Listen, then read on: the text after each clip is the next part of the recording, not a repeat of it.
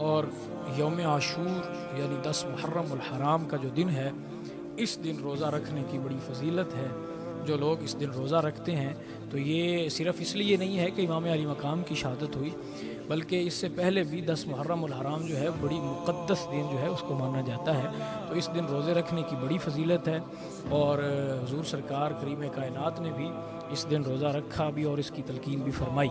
تو اس دن روزہ رکھنا چاہیے، سارے احباب جو ہیں وہ کوشش کریں۔ ظاہر ہے گرمی بڑی ہوتی ہے، لیکن دیکھیں جتنی اذیت ہوگی اس کا صلہ بھی اتنا ہی ہوگا، جتنی بڑی قربانی ہوگی تو اس کا پھل بھی اتنا ہی ہوگا۔ تو آپ جب اتنی مشکل میں اس کو رکھیں گے تو یقیناً اللہ تعالیٰ آپ کو اس کا اجر عطا فرمائے گا۔ تو سارے اب آپ کوشش کریں کہ اس دن روزہ رکھیں، اور اگر نہ بھی رکھ سکیں گرمی کی وجہ سے تو جنہوں نے رکھا ہوا ہو ان کی جو ہے ان کی خدمت کریں، کسی کو پانی پلا دیں۔ باقی 10 محرم الحرام کو آپ کے نام کے صدقے سے سب کو پانی پلائیں۔